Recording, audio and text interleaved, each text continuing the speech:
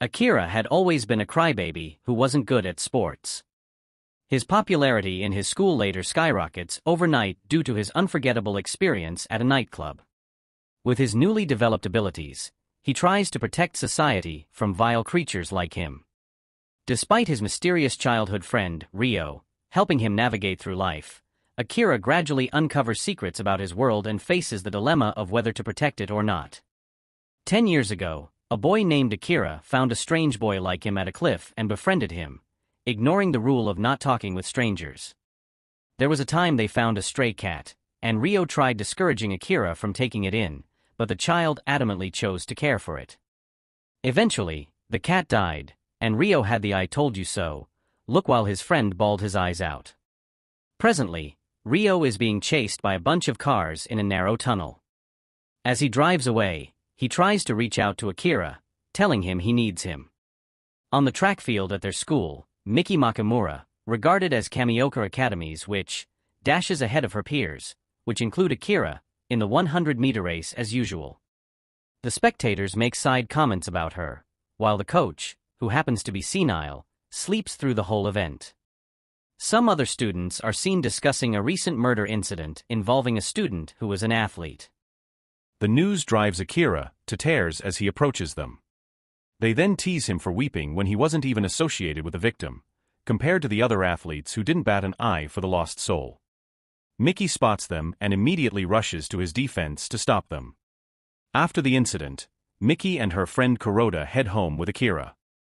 She then splits from them, telling them she has something to attend to. She heads alone to a dock and lays by the waterside. She then wonders what she's doing with herself. Shortly after, two fodder rappers and a minion approach her, spouting useless lines. She sees them and tries to leave, but they block her path. Akira, who had followed her secretly, reveals himself in a boat, asking them to stop pestering her. The gang doesn't heed his call. Instead, they throw planks of wood at him.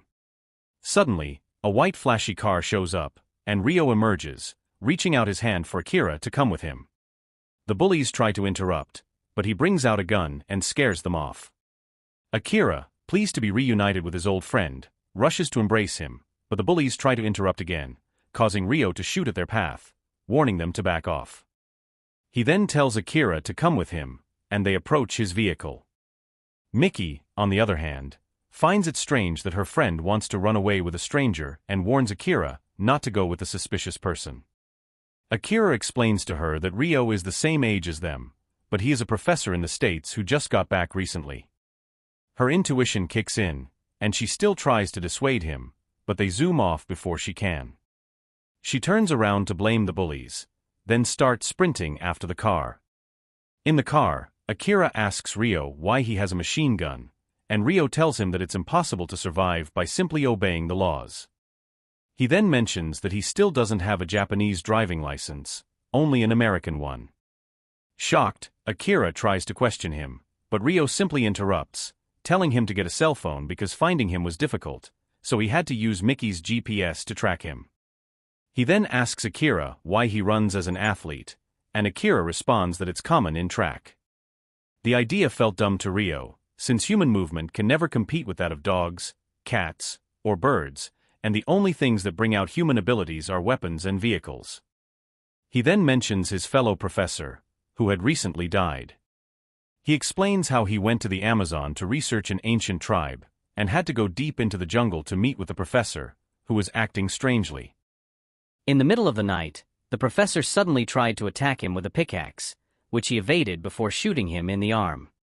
It is then revealed that the professor was uncontrollably transforming into a demon. Without wasting much time, he grabbed gasoline and poured it all over himself, saying he must die while he's still human. Ryo tried to stop him, but he just lit himself up like the 4th of July. Despite Ryo's concerns, he could only look in horror at the fully transformed demon now engulfed in flames. Ryo tells Akira about the existence of demons, explaining that the ancient people the professor was researching were demons. He explains that these mystical creatures have existed on Earth long before humans. He talks about how their ferocity and emotionlessness make them more skilled at fighting and surviving.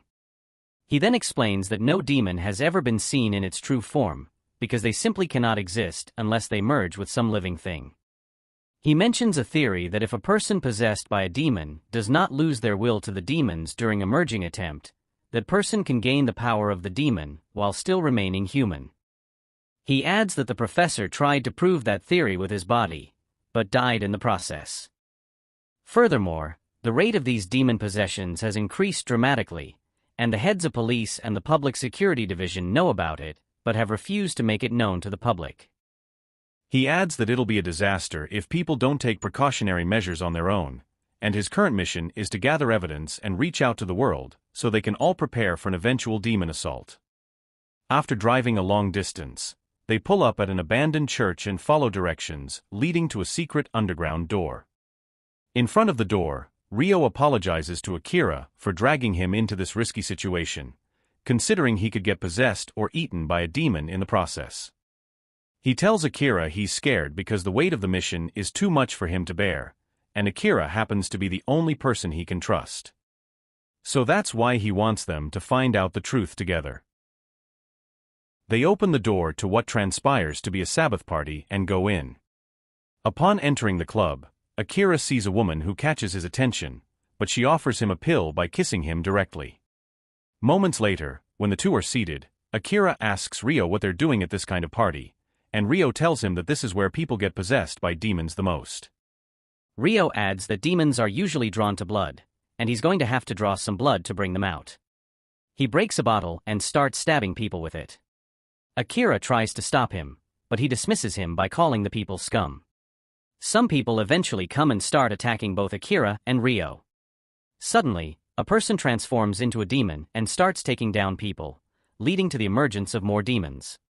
In the midst of the bloodbath, Rio calls upon Amon to possess Akira, while he unloads his machine gun into the approaching demons.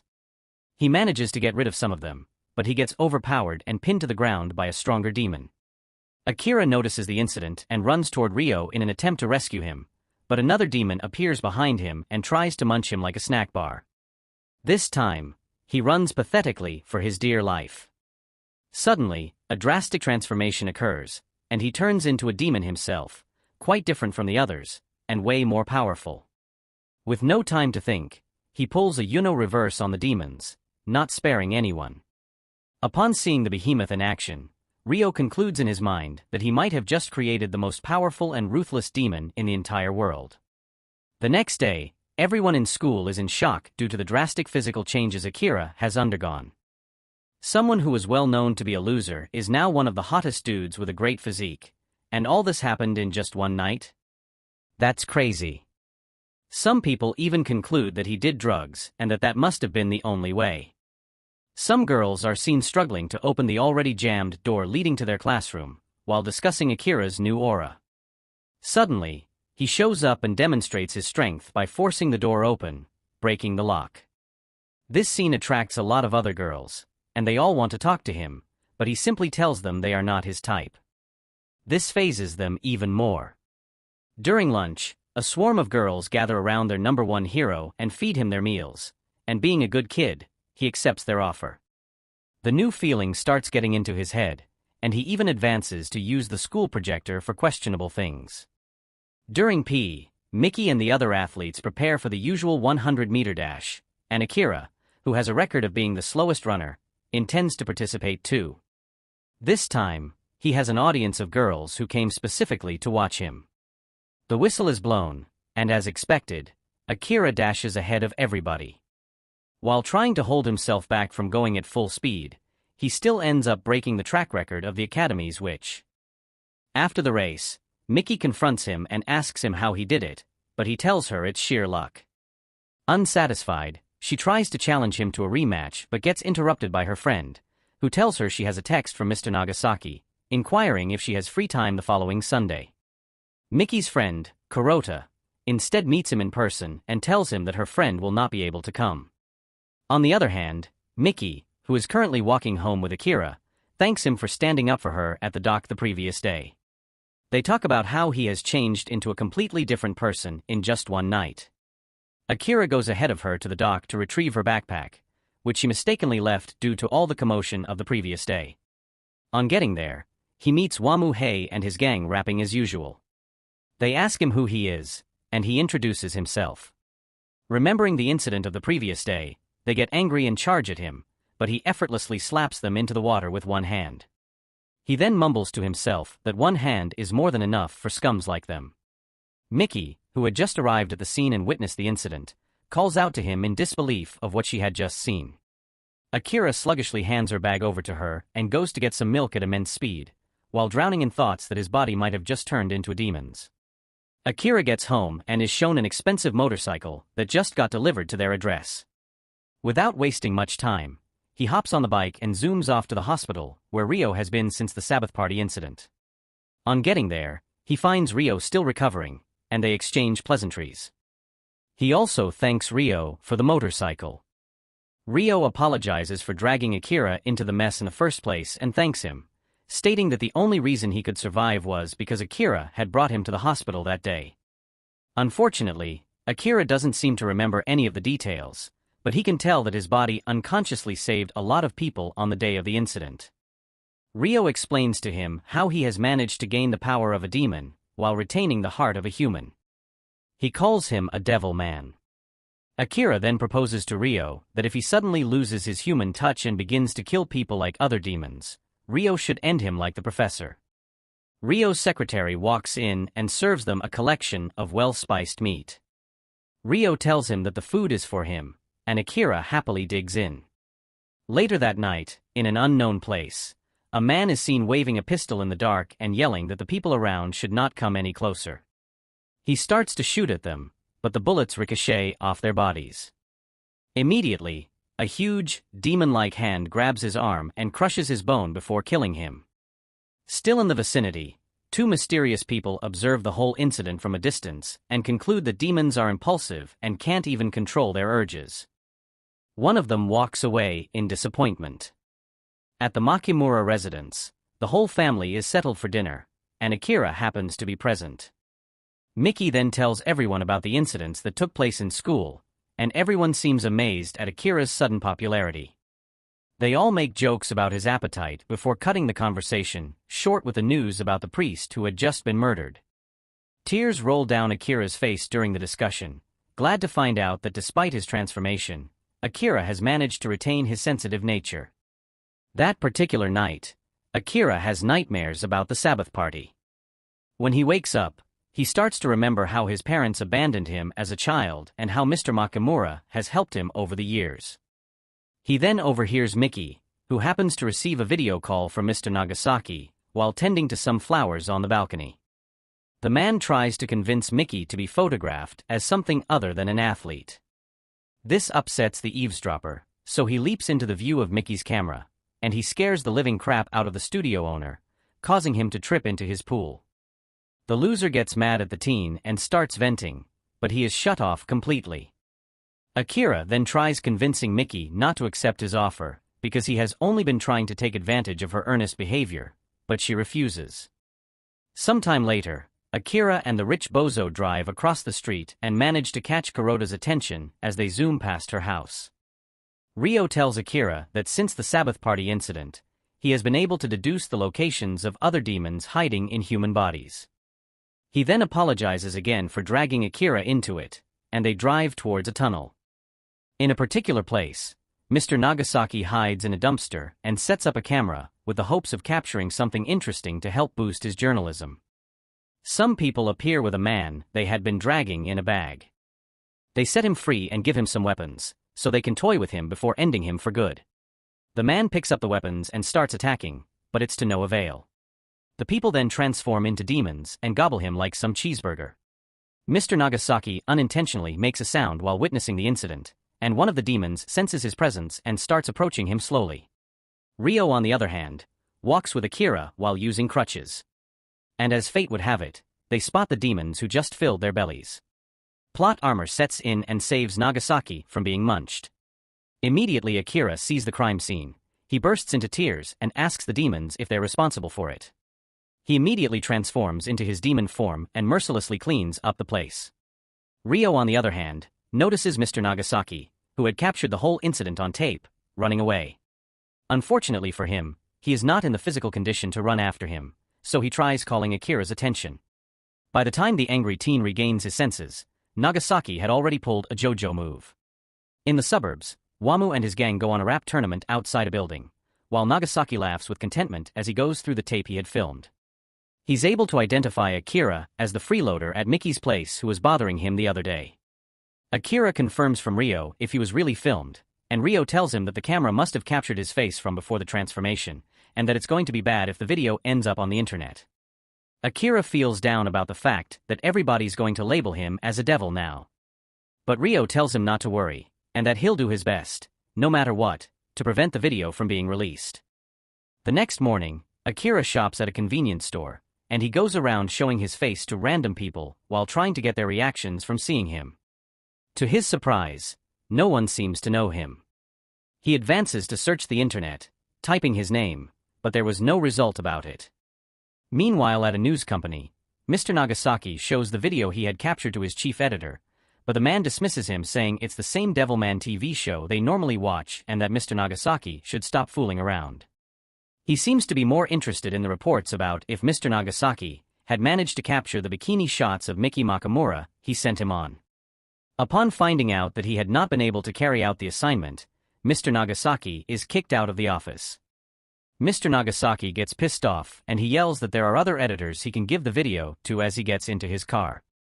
Unknown to him, a slimy blue substance attaches itself to his car as he drives away. While Miki relaxes at home, Taro, her younger brother, asks where Akira is, and she tells him he went to stay over at a friend's. Taro is confused because he has never known Akira to have any friends. He asks about the friend, and she just describes him as a good-looking guy dressed in white. Miki gets interrupted by a call from Mr. Nagasaki, who insists on meeting in person because he has something important to tell her. He tells her to come down to the studio right away and hangs up. While driving to the studio, he concludes that he's going to show her the video about Akira. The slimy blue substance suddenly expands in size and engulfs him inside the vehicle, leaving him no air to breathe. During that period, Akira arrives with some food at Ryo's apartment and asks Ryo if eating Calorie Buddy alone is going to be enough for him. Ryo then replies that the form of nourishment does not matter to him. Akira teases him by saying he has a tiny mouth and force-feeds him a hamburger he had gotten for him. Ryo asks Akira if he has already figured out how to use the new phone he got him, and Akira says he hasn't yet. Ryo asks him not to worry, because luckily for him, there hasn't been any news about him on the internet. Akira looks around to admire Ryo's enormous all-white apartment before asking him how he's able to afford a place like that. Ryo replies that he doesn't mind explaining it, but Akira wouldn't understand even if he did. Akira walks around and notices a very large swimming pool outside. He then asks Ryo if he swims sometimes, and Ryo replies that he's not interested. Akira gets charged up and pulls Ryo away from the computer he has been operating the whole time. He tells him that not using a pool in a place like this is a crime, as he pushes Ryo into the pool and jumps in afterwards. After drying themselves off, Ryo shares that he has been able to put together a montage image to deduce the identity of the person who filmed Akira in the dumpster. Akira recognizes him as the same camera guy who has been chasing Miki for a while now. Sometime later at Kuroda's residence, Miko Kuroda, who happens to train a lot, recalls that Miki has always been faster than her despite all her training. Kukun, a weird-looking fellow, approaches her while she waters some flowers. He admires the flowers and tells her they look cute. He notices her uniform and matches it to the same school Miki Makamura attends, so he asks about it. Kuroda assumes that he's only talking to her with the hopes of getting close to Miki, because a lot of people do it to her. She then leaves after being repeatedly called by someone from a distance. Ryo and Akira, on the other hand, drive down to Nagasaki's neighborhood, and they wonder how he can live somewhere shabby despite driving a nice car. They offer a roll of cash as a bribe to get through to the area, and they find Nagasaki's house. Ryo continuously rings the doorbell until an elderly woman shows up. He asks if Koji Nagasaki is home, claiming that they are his co-workers. The woman replies that her son is at work and only comes back late at night. Ryo sees it as an opportunity and barges in to check Nagasaki's room for anything useful. Akira is left with no choice but to follow him. The woman tries to stop them, but there's so little a woman her age can do, especially when it comes to physical strength. She should take a load of angry grandma. Ryo searches Nagasaki's room roughly, flinging a lot of books off the bookshelf and leaving things disorganized. Akira tells him that he's being too forceful and shouldn't handle matters like that. He replies that their enemy is not someone they can fight while obeying laws and etiquette. He then switches on Nagasaki's computer and bypasses the password. After a few minutes, he uses the computer to trace the IP address of Nagasaki's phone to the photo studio. On their way out, Ryo throws a bundle of money at the elderly woman and apologizes for the intrusion. He then warns her not to go near the computer upstairs. In Mickey's case, she arrives at the studio in the rain and tells Nagasaki that she wants to have a shower. Within a few minutes, she lies in the bathtub and hears some voices from outside which she assumes to be Nagasaki. She asks him what he called her over for, but all she hears are clicking sounds of a camera. She sighs and says she should have known that this was why he invited her over. She adds that this is going to be the last time and that she was only participating in track athlete shoots because she felt sorry for him and his financial issues. Nagasaki, who had been standing in front of the door the whole time, suddenly falls to the ground as the slimy blue creature crawls out of the hospital and towards Mickey. It gets into the tub and engulfs her too. All she can think about at this point is for Akira to save her. Nagasaki then shows the Devilman footage to a man who calls a white-haired woman, Silene, to report to her that the demon known as Amon had finally been found. Silene walks to her apartment balcony and wonders why Amon hasn't come to see her. Thoughts of him bring forth horns, transforming her into a demon. Exiting the bathroom at the studio, possessed Mickey steps over Nagasaki's collapsed body, engaging in conversation with a mysterious man present in the building all along. The entity reveals a connection between Mickey's family and the Devilman. They conspire to use her body as bait to lure him. As expected, Akira arrives at the studio, greeted by the entity masquerading as Mickey in a bathrobe, and this scene shocks him. The imposter then leads him upstairs, and then drops down her robe to distract him. During this act, the mysterious man approaches from behind, transforming into a demon. Ryo, observing from a distance, shoots down the demon, thwarting their scheme. The entity attempts to flee with Mickey's body, but Akira swiftly pursues.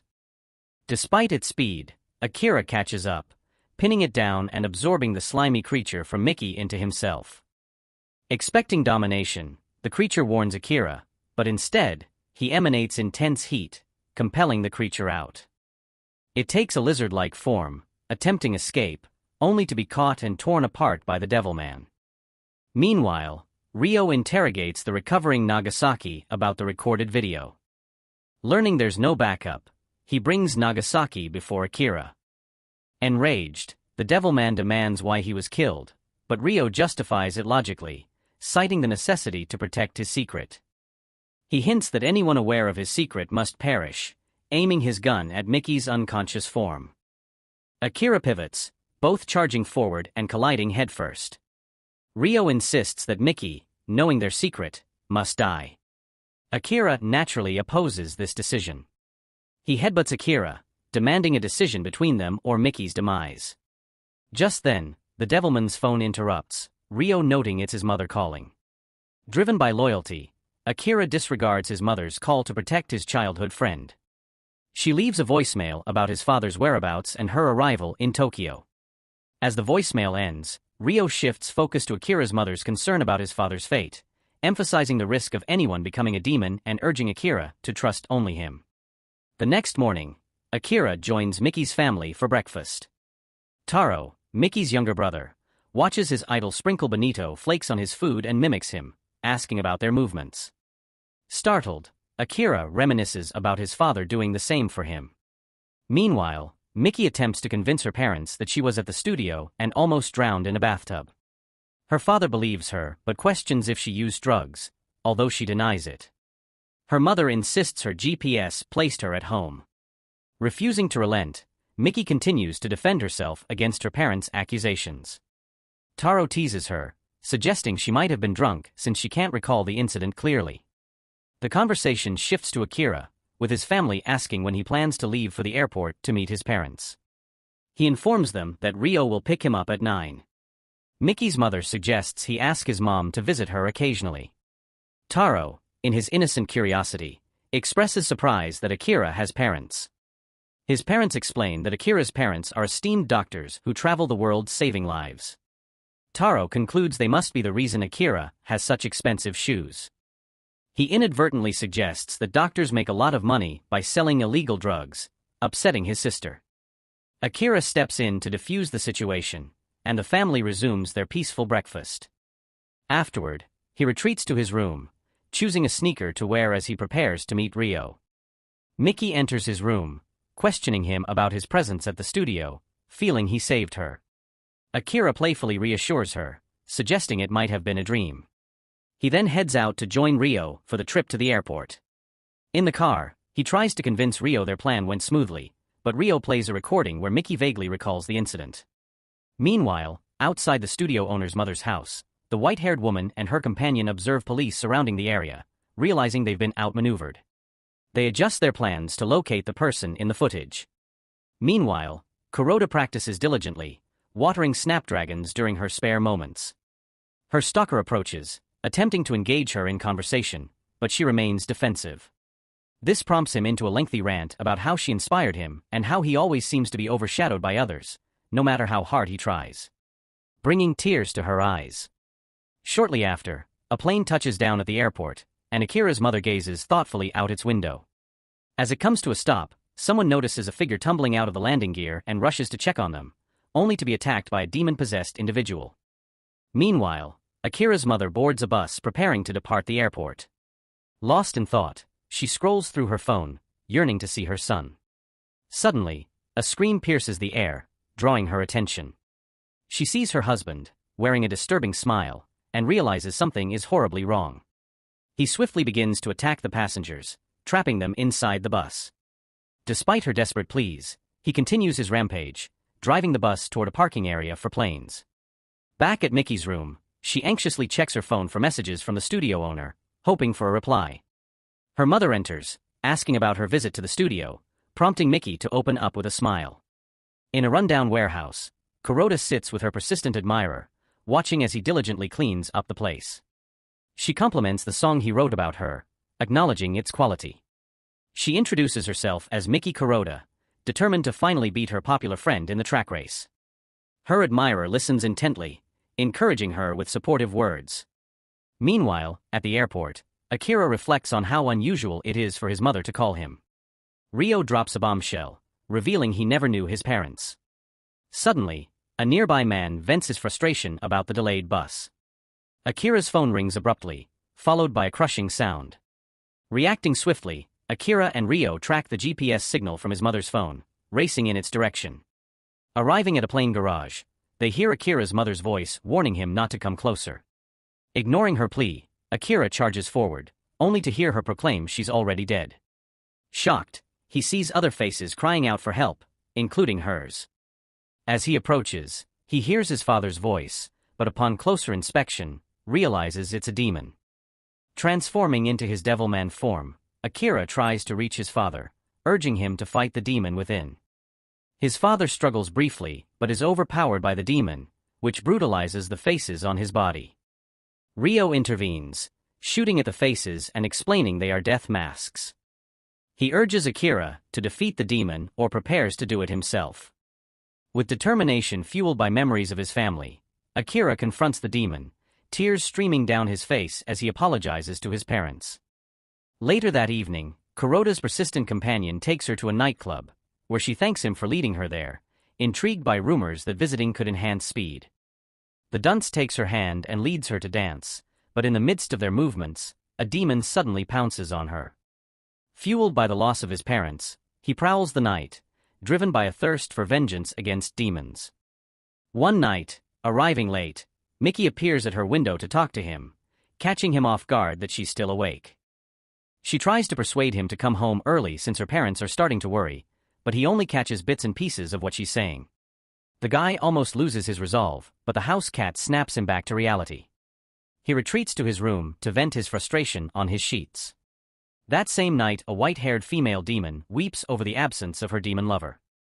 The next day, while Miki's family is having breakfast, she tells them that she and Akira will be participating in the school's relay race. Her mother praises Akira and inquires about his mom. He can only nod and say she's fine. During relay training, Kurota runs exactly like Akira, eventually matching Mickey's record. She looks different and is determined to be the fastest on the track. After talking with her friends, she finds out that Mickey wasn't around. As for Mickey's whereabouts, she was at the studio, only to find it closed and off-limits. At an undisclosed location, a group of devils gathers tasked with finding the person who dealt with the water demon. After the meeting, the white-haired demon lady and her partner drive home. She talks about how Akira's demon, Amon, will find his old heart if he sees her. She declares that if he doesn't, she'll kill him. That night, some detectives show Rio a picture of a black guy who suddenly became faster and better at sports. They discuss how his physique has changed drastically. One detective looks at his caretaker and thinks she went overboard with plastic surgery. But to his shock, Rio reads his mind and corrects him. One detective then suggests Rio compete with the guy. They are abruptly interrupted by Akira, who staggers in covered in monster goop. The caretaker immediately carries him like a bride into the room. There he breaks down, confessing that he wants to beat the demons, but also feels like crying. Instead of comforting him, his friend hands him some money, telling him to buy antidepressants and wash them down with vodka. As he leaves the slimy mess, he informs him that the second phase of demon hunting is coming up the next week, and that he should get himself together by then. The next day, Kurota goes to a clothing store with her friends. The friends try to force her into trying on clothes. They praise her speed, and the compliments go to her head as it's her first time in the spotlight. She vows to beat Mickey on the track. While she enjoys her shopping spree, some gang members spot a dreadlocked guy and rush into the store to talk to him. Realizing they had the wrong person, they start to leave, but the doofus calls them robbers. Immediately, the cashier notices one of them has a tattoo on his arm. He rings the alarm, causing everyone to panic. As the police arrive and see the tattoos, one officer loses his cool and threatens the guys with his gun. All but one comply with the cop's orders. The defiant one keeps his hands in his pockets, making the police fear he has a weapon. The tension rises, but Mickey, minding her own business, steps in to calm things down. When the situation finally settles, she stops the police from taking the men away. Due to her calm and just demeanor, the girls with Kurota flock to her and start praising her. This upsets Kurota. Later that night, Akira prowls the red light district, looking for someone to take out his aggression on. As he struggles to stay sane, an old woman warns a girl that he is a killer, saving her from doom. As he walks, he encounters a white-haired lady who speaks to him as if he's a familiar figure. She lures him in to work with her, repeatedly yelling at him to say his name, but he refuses, causing her to transform into a bird-like creature and grab him angrily. She flies off with him, talking about how long she has waited for him to come to the human realm. He then transforms into his devil form and leaps down. The demon engages him in combat, beats him up, and suggests they work together. The guy decides to give her a taste of her own medicine. He carries her into the air and they fight fiercely. Her assistant, watching them, gets infuriated and summons thunder on the poor devil man. They crash into a building. Inside, her assistant transforms into his devil form and asks her to merge with him. The bewildered girl can't understand why he's risking himself for her, but he calls her beautiful and reveals his true self. She is forced to merge with him. With one swift attack, she blitzes the wannabe devil, stripping him of his ability to move. He can only watch as he loses his powers and reverts to his human form. The next day, Rio searches for him around the venue and finally finds him collapsed in a building. Rushing over, he wakes his friend. He gives him water, and as soon as he regains his senses, Akira asks about Silene, the female demon who fought fiercely. He wonders why she didn't kill him, but Rio takes him outside to see that his nemesis died with a satisfied expression. Akira then asks if demons can fall in love, but Rio insists they are incapable of such a thing. Akira, however, looks at Silene's body and says that the feeling he sensed from her was love. Meanwhile, Koda, a rising star athlete, is devastated by the death of his friend Junichi. In his room, he vents his pain by transforming into a demon and devouring a random man.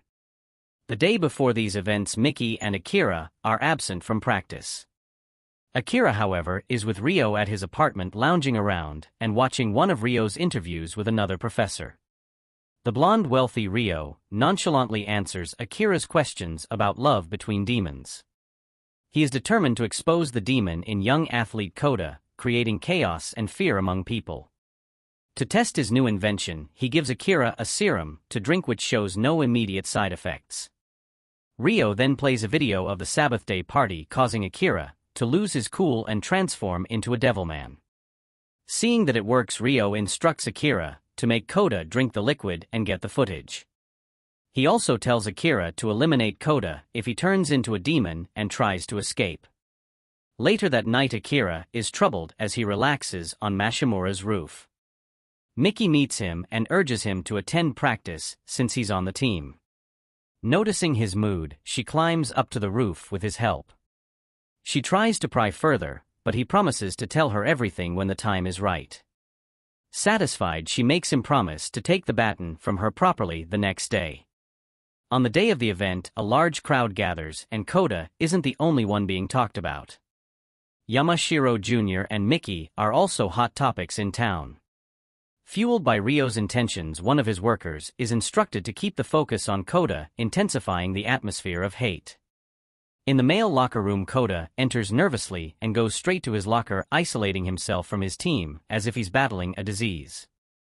Crybaby Akira approaches him, sparking a conversation with his mere presence.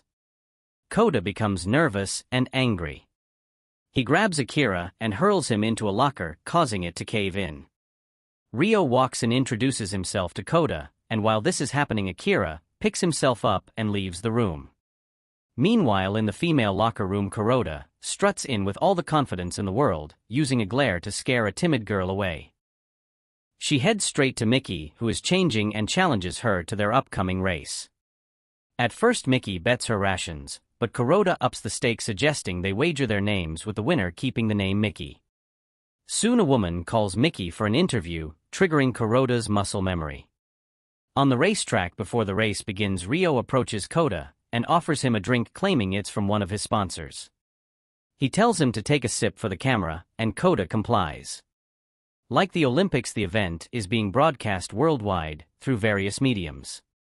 While two of Koda's teammates are in the restroom, they discuss their coach's injury, officially reported as an accident. Unbeknownst to them, Akira is nearby and pulls a Dark Knight move, ambushing the not-so-innocent players. After beating them like a Yakuza boss, they confess that Koda the Tortoise got some power rings months ago, making him faster than his childhood friend Junichi. Junichi's death profoundly affected him, altering his appearance and personality. In the parking lot, Koda scrolls through his phone, remembering a promise he made to Junichi. He bursts into tears, struggling to maintain his human form. At the track field, the mixed 4x100-meter relay takes place as an exhibition, with Koda in the first lane, boldly taking on the competition single-handedly. The race begins with him exploding off the block. As he leads the race, feeling like a boss, Kuroda receives the baton as the second leg runner. And she runs impressively fast, carrying the weight of the world. As she prepares to hand the baton to Miki, the third leg runner, Akira intercepts it before catching up with Koda. A boss move, if you ask me. While running, he tells Koda that he has a demon inside him on the verge of exploding. Koda is shocked that Akira knows this and tries to reach out to him. Ryo the sadist activates a screen around the entire lane. Koda struggles to keep his sanity. Akira begs Ryo to stop, but the mad scientist ignores him. After battling his conscience, the demon takes over and starts rampaging through the crowd. The monster charges at Kuroda, but Miki saves her just in time. Although other stations attempt damage control, by stopping the broadcast, Ryo keeps his broadcast live, revealing to the world that Koda is a demon, causing global panic. Within minutes, the news becomes a trending topic and leaders face lawsuits for withholding such information. After exposing Koda to the entire world, Ryo opens the gate and sets him free as planned. Later he speaks with Akira, who lies and says he has dealt with a demon. Instead, Akira takes hold of it and flies off, declaring that he'll bring salvation to the creature. Ryo continues to educate the world about the dangers of demons, uplifting their spirits and assuring them they can win the fight against these creatures. Due to his demon extermination campaign, many activities around the globe have shut down, and generating revenue seems like a thing of the past. Anyone displaying even the slightest abnormality is killed by the military, like dealing with zombies. While Rio watches the chaos unfold from home, Akira informs him about the unjust killings, but Rio is unsurprised. As his frustrated friend shouts about the value of human life, Rio calmly explains that like in any war there will be casualties on both sides. The humans who died in the hunt for demons are merely collateral damage. He tells Akira it's a necessary evil. Meanwhile, on top of a building, Koda practices parkour, getting better at it. Near the stadium, Akira meets him in their hideout and warns him to stay hidden since his cover is blown. He brings groceries and shares his belief that there are other Devilmen like them out there, hoping to unite them all. Koda initially complains, preferring to live in the stadium, but after considering the situation he decides to trust Akira. At the Mashimura's, Taro and his father study the Bible with his father, explaining the importance of treating each other with love, not conflict. Miki and the others are seen training, but Kuroda is absent as usual. Ever since she got faster, she's been distant. Miki now struggles to run faster than a dog. Meanwhile, Kuroda continues her training elsewhere. During one of her runs, a scumbag threatens her at gunpoint, demanding her company. She decides to play along, but ends up defeating him. 3 weaklings see Miki walking alone in the nearly empty town and confront her. They tell her it's odd for a girl to walk alone, and she retorts by asking if it's normal for losers like them to hang out. They move closer and try to rough her up, suggesting she's a demon because of her speed. Give humans a break. We can be fast too. To their surprise, some other guys jump and slug the losers and save Miki. The defeated foes call for backup, and as soon as Miki sees what's happening, she shows them the true meaning of the UCI run from My Hero Academia. Meanwhile, on a random street, Akira walks like a game villain. But when he hears the military shooting at a demon, he takes off to get an aerial view. The military lights up the demon like it's the 4th of July, raining bullets on it. The creature tries to escape to the top of a building, where it encounters Akira. Realizing it's a Devilman like him, Akira attempts some of Naruto's famous talk no jutsu, but he's not cut out for it. After his failed attempt at securing a companion, the demon accepts its fate and leaves its Devilman form. Akira, flooded with tears, witnesses the death of a potential comrade. His cries attract the people, who start shooting at him, but he flies off. Sometime later, Koda emerges from his hiding place on a rooftop and senses someone's presence. He calls out, and a girl steps into view. Recognizing her from the 4x100 relay race, and knowing she has seen his face, he transforms to eliminate her to protect his location. To his surprise, she restrains him, revealing she is also a Devilman. At another point, the Demon Council convenes, and a very bright member proposes arming the masses with ammunition to fend off demons, reminiscent of a Joe Biden move.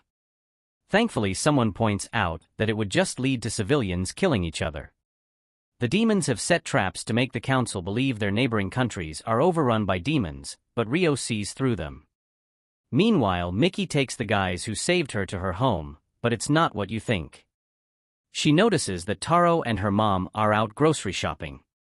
In front of the store, Taro's mom Akiko meets some friends, and they discuss a familiar person who turned out to be a demon. The person's mother was also taken by the police, suspected of being a demon too. You know what they say, like mother like daughter. During this conversation, little Taro gets distracted by a dog. Before his mom can notice, both Taro and the dog are gone. She searches frantically for her son and finds him behind a car in the parking lot, his mouth covered in blood. Seeing what's left of the dog, reality hits her that her child is possessed by a demon. She maintains her composure, recognizing that her boy has a big appetite for someone his size. Akira finally meets with Rio at his place, and while the blonde villain launches into his evil genius monologue about how the world has changed, he notices his friend is no longer on his side. To prove his point about human weakness, he debates Akira, who defends humans by arguing they can conquer fear and are intelligent enough to build powerful armies. The argument continues, but as expected, Akira loses to the professor. Akira then tries a different approach, introducing himself as a hybrid who has conquered his demon. He reveals there are other Devilmen with human hearts who have defeated their demons. Rio casually counters, saying that while Akira might feel human inside to the world, he is still a demon. He tries to persuade Akira to join him in world domination. Fed up with Rio's manipulations, Akira decides to form his own team of Avengers to oppose Rio's plans. Rio attempts to play the best friend card, but Akira, tired of his manipulation, leaves. Returning home, he finds a message from Akiko, saying she's taking Taro away. She blames herself for not being a good mother and pleads with Akira to take care of her daughter. The message, addressed to their father Noel, ignites his will to act, and the old man springs into action to find his runaway wife and child. On his way out, he tells Akira he's leaving his daughter in his care until he returns. The news announces that the President of the United States has declared a state of emergency and closed the borders, suspecting the demons are a Russian bioweapon. Typical of the United States to blame other countries for their problems. The news continues, explaining that the 7th Fleet has been dispatched and orders are underway to deploy all NATO forces. Unknown to the US, the 7th Fleet has been overrun by demons. All its crew and its commander are demons. They launch a nuclear weapon, but shortly after its release a bright light envelopes the area, leaving them baffled. Satellite imagery shows the light's diameter to be more than 10,000 kilometers. Rio freaks out upon seeing this. The mysterious sphere of light disrupts their plans, forcing the demons to change their strategy immediately. Rio is devastated, believing everything was going smoothly until now.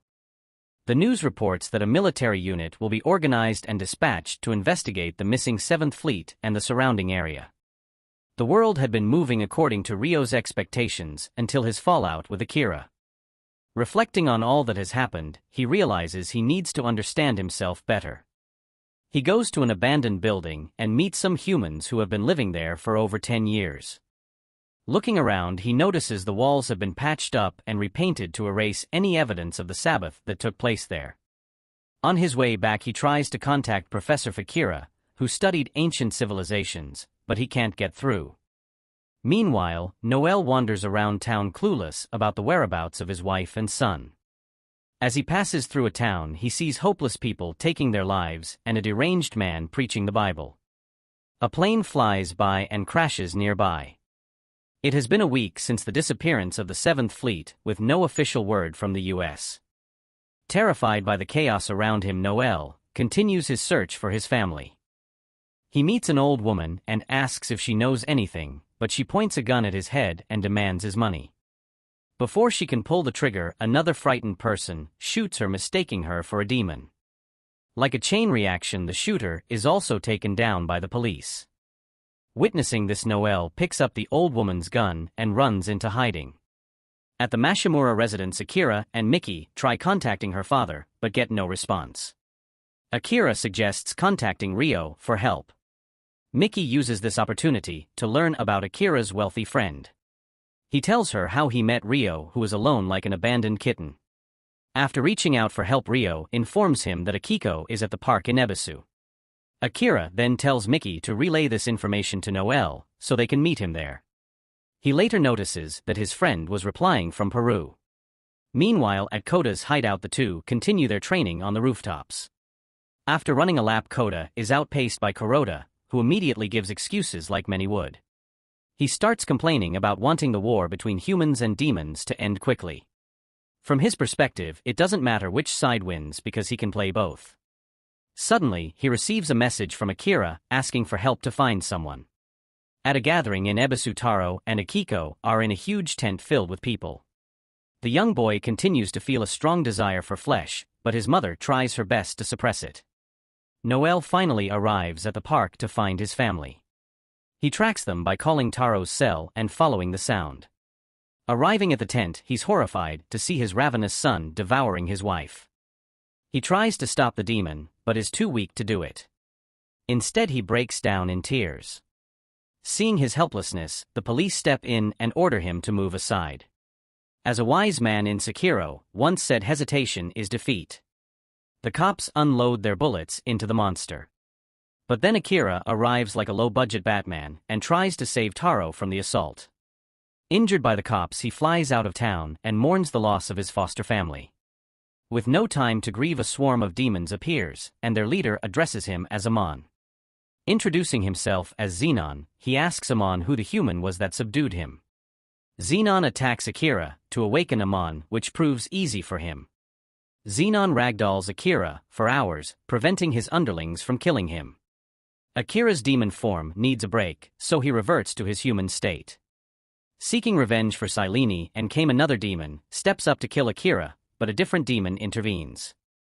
In the brief opening created, Kuroda jumps in and rescues Akira. The intervening demon explains that Akira is needed alive by a higher power. He then identifies a strange demon, trying to blend in with the rest. Kuroda, exposed for having a human heart, tries to join their side, but the demons reject him. He desperately explains that humans won't accept him either, but the demons see through his ploy, understanding that humans would do anything to survive, even join the enemy. Meanwhile, Rio returns to the Amazon forest and digs for something he buried long ago. A native boy approaches and tries to communicate with him. After several attempts, the boy leads him to a hut housing what Rio had buried. As soon as he enters, lost memories flood Rio's mind. Shortly after his enlightenment, the island is attacked by soldiers. As they shoot at him, he unconsciously creates a shield and retaliates. After dealing with the soldiers, vile creatures emerge from the ground. The strange demon who saved Akira meets up with Rio and explains that he's come to fetch him. Later, Akira wakes up to find Kuroda by his side. She explains that she discovered he is a demon and asks if Mickey knows. Confirming that Mickey is still unaware, Akira tells her he needs to go back to her. Later that night, with Kuroda's help, he returns to Mickey's house. When Mickey sees them, Kuroda makes up a story that Akira got hurt while protecting her. Facing Mickey, Akira breaks the devastating news about her family's death. Heartbroken, she rushes to her room and cries where no one can see her, unlike Kuroda, who openly sheds tears downstairs. Later that night, they all receive an urgent message from the Japanese government. It includes a video of Rio with Japanese officials. In the video, an official reveals a crucial discovery about the demons. They are actually transformed humans. Rio boldly declares that to defeat these demons, they must stop them from transforming in the first place. He shows footage of Akira transforming, revealing his secret to the world, leaving him shaken before Mickey's eyes. Before Akira can defend himself, a gunshot rings out. One of Mickey's friends shoots Kuroda dead, then points the gun at Akira. Amid the chaos, Akira tries to explain but lacks proof. Mickey comes downstairs and listens to their argument. Despite Hai's warnings, she approaches Akira, reminding everyone of his humanity seen in his tears that night. Ignoring logic, she hugs him. Seeing this, her friends reluctantly leave Mickey with Akira. Suddenly, sirens interrupt the tense moment, forcing Akira to flee, drawing police attention. He decides to meet Rio, escaping by flight. After the broadcast, the officials next to Rio transform into demons, mocking the deceived masses. Rio returns home, anticipating Akira's inevitable arrival. Demons acknowledge Koda. As Akira heads to Rio's place, he witnesses public executions. He intervenes to teach the executioners about morality, but their stubbornness frustrates him to tears. He urges them to blame him, not themselves. A lot of adults mock Akira, thinking he's just mimicking them, but a kid recognizes his sincerity and stops others from throwing stones at him. Meanwhile, Mickey, in a daring move, publicly tweets to defend Akira, pouring out sentimental words about the importance of the heart. Unbeknownst to her, her IP address is traced back to her home. While some are moved by her post, others accuse her of being a demon like Akira. Amidst the controversy, some Devilmen publicly reveal themselves, prompting both supporters and detractors to converge on Mickey's home. Realizing the chaos, Mickey has caused Hai facepalms as they prepare to flee, waiting anxiously for their driver to arrive. In the midst of the turmoil, a courageous kid runs to hug Akira, inspiring others to stop throwing stones.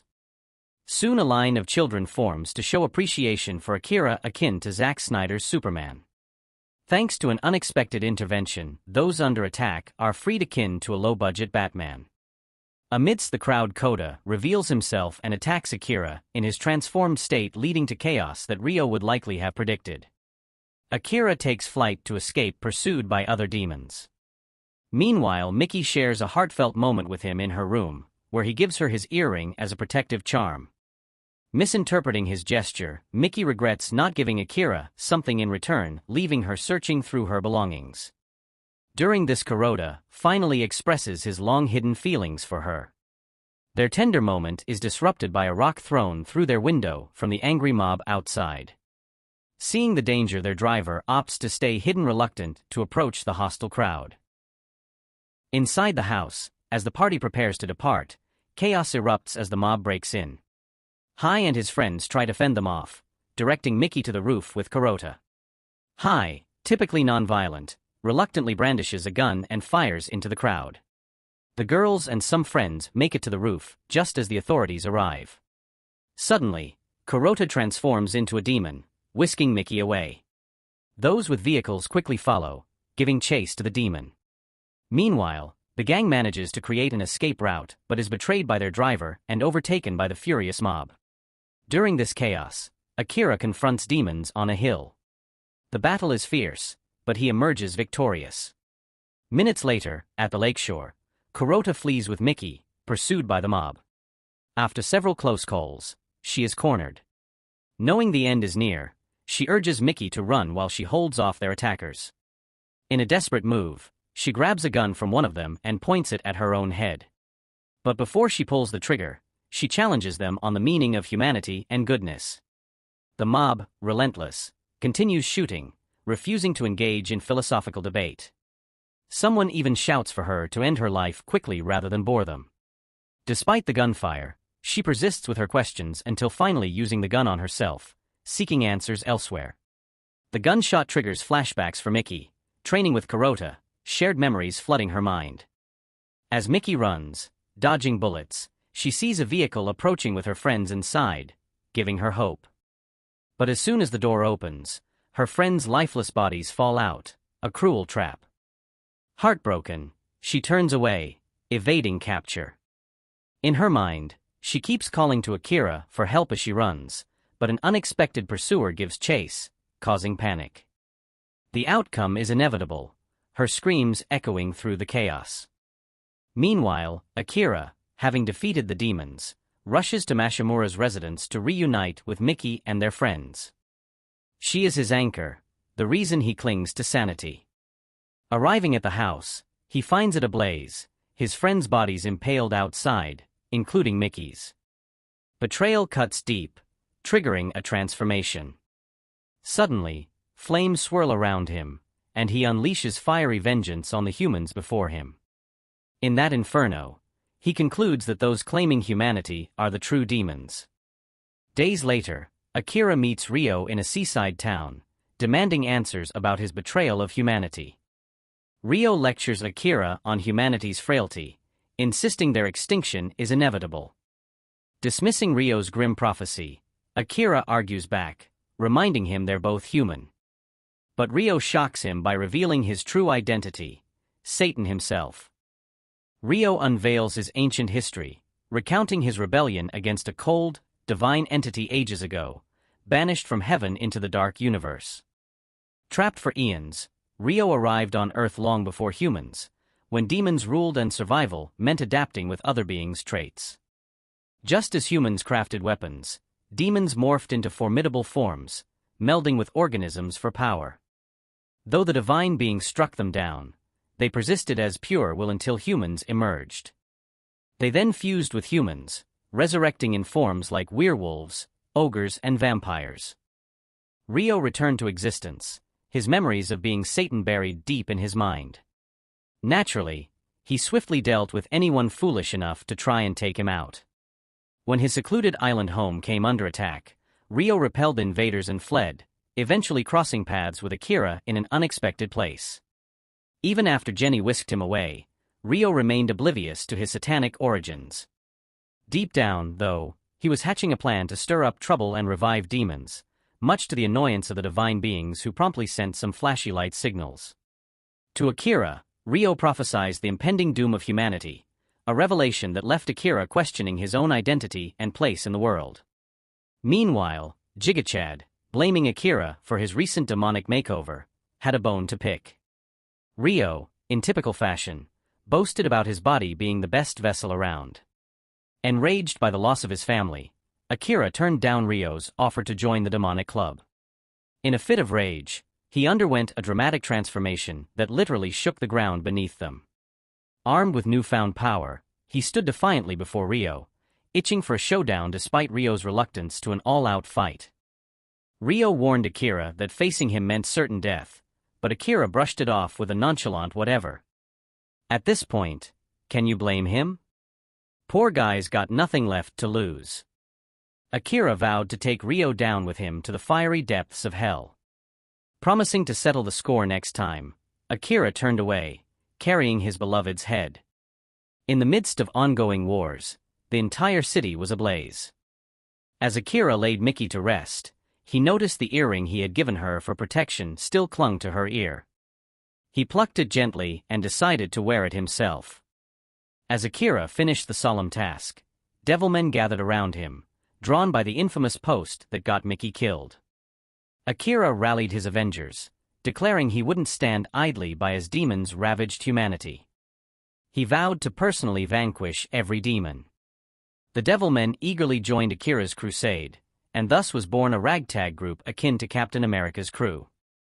Time passed, and a full-scale war broke out among humans. Faced with demons they couldn't outsmart, some desperate souls chose to end their own lives, just as Ryo had predicted. Addressing his followers, Ryo revealed his grand plan: to take on the divine being once more, but first, humanity had to go. As demons wreaked havoc among humans, a sudden nuclear warhead dropped amidst them, shaking things up even more. Once again, humans unleashed a flurry of attacks at Satan in flight, but every shot missed its mark. Psycho Jenny, Ryo's caretaker, countered with gamma rays and illusions, wiping out the attackers. Spotting the last of the humans, Ryo joined the fray, only to face Akira swooping in from above, clearing demons in his path before reaching Ryo. Ryo double-checked with Akira if he really wanted to fight, to which Akira stayed silent. With a battle cry, Akira charged, shattering Ryo's shield effortlessly before diving into the clash. The war raged on, and as Psycho Jenny was ordered into the main fray, 3 humans armed with weapons resistant to her powers swooped in to attack. The trio plunged towards Psycho Jenny, simultaneously striking her down, ending her life. Meanwhile, Akira continued his intense duel with Ryo, exchanging blows with the shining blonde. Despite losing body parts in the process, Akira merged with other devilmen to regenerate, prolonging the battle. Their cataclysmic battle tore through the world, reminiscent of the end of Evangelion. Finally, the conflict reached its conclusion with both combatants gazing at the stars. You might wonder what devils have to do with stars. Both of them reminisced about their childhood together, but only Ryo spoke, as Akira remained silent, turns out, because he was dead. From the fierce battle, Akira had lost the lower half of his body. Seems like that earring was only good at protecting his head. Seeing Akira lifeless, Ryo, who once believed demons were emotionless beings, began to feel an unfamiliar sensation as tears streamed down his cheeks onto Akira's still form. Trust me, this devil had a change of heart. In tears, Ryo pleaded with Akira to respond, but met only silence. Overcome with grief, he let out a scream that shook the world, once again bringing about its destruction. Well folks, see you next time. Don't forget to like and subscribe to watch more anime recaps.